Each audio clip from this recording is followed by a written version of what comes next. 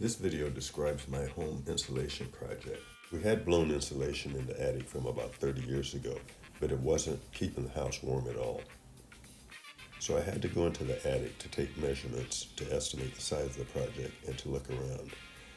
I put on mechanics coveralls, a full-face ventilator, a hard hat, gloves, and knee pads. The entrance to the attic is a small panel about 2 feet by 2 feet inside the closet. So I had to measure the insulation rolls and bats before I bought them to make sure I could fit them into the attic. After taking my measurements and estimating how much insulation I needed, I bought both bats and rolls of insulation for different parts of the attic. After my first visit to the attic, I realized that I didn't have adequate protection from the fiberglass with just the mechanic's jumpsuit, and I needed more protection for my knees and elbows. So I'd first put on my elbow pads, then I would put a hazmat suit on over that. Then I would tape around my neck with some saran wrap and duct tape to keep the zipper from coming loose and getting fiberglass down my neck. Then I would put the mechanic's overalls on top of that. I would also tape the collar of the mechanic's jumpsuit closed to keep fiberglass from getting in between that and the hazmat suit. I also put on 2 pairs of shoe protectors to protect the hazmat suit from getting punctures in the feet. After that, I would put on my knee pads, my face mask, ventilator, a hard hat, and gloves. It took about 15 minutes to put all this equipment on, so the video is sped up quite a bit to shorten the time you have to watch it. It took at least that long to take the equipment off, so you had to anticipate if you were getting hungry or had to go to the bathroom to give yourself enough time to get that equipment off. Before I could start putting insulation in the attic, I had to do some prep work. Part of that included covering vents with 1/4-inch mesh wire to keep birds, squirrels, and other critters out. I also had to even out the existing blown insulation to make sure it was in corners where there's no insulation at all, and down into corners where the new insulation wouldn't fit.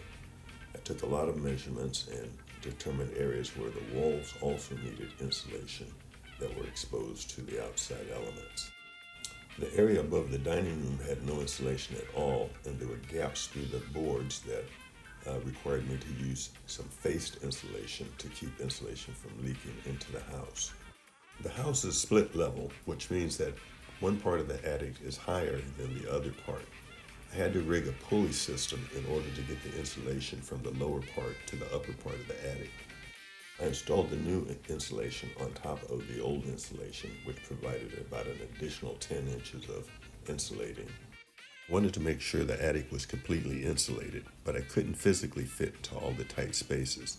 So I invented a tool that I call the insulation tongs that are basically 2 pieces of wood with a couple of flat pieces of wood attached to the ends and a hinge attached to the other end that I could use to fit pieces into small spaces or to move some of the bats into areas I couldn't reach by myself.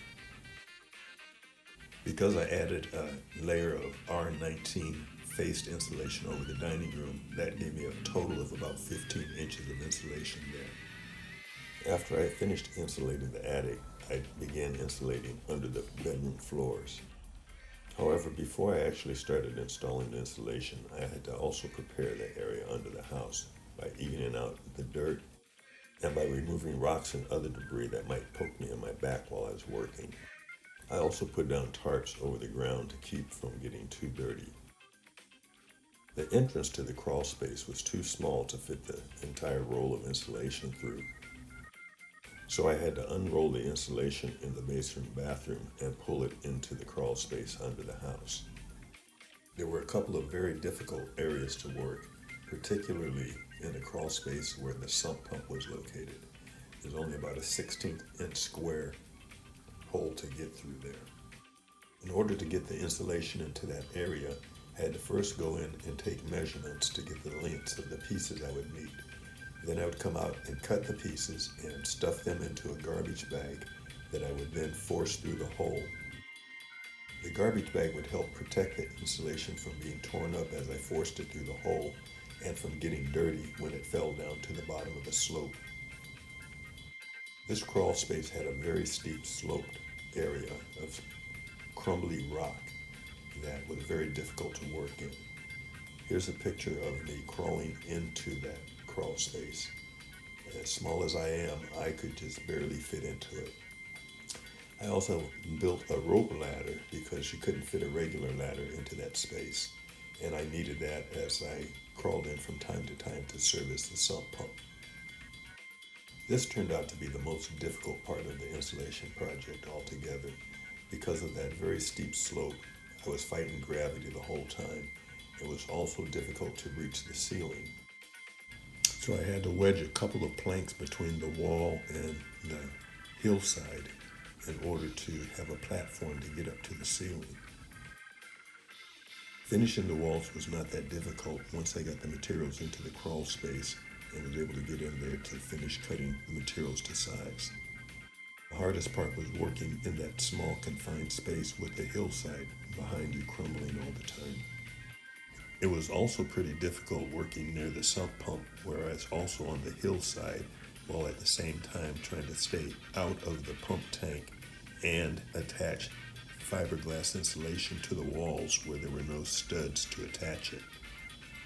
However, I was able to complete the project, and now the basement walls are fully insulated as well as the ceiling under the bedroom floor.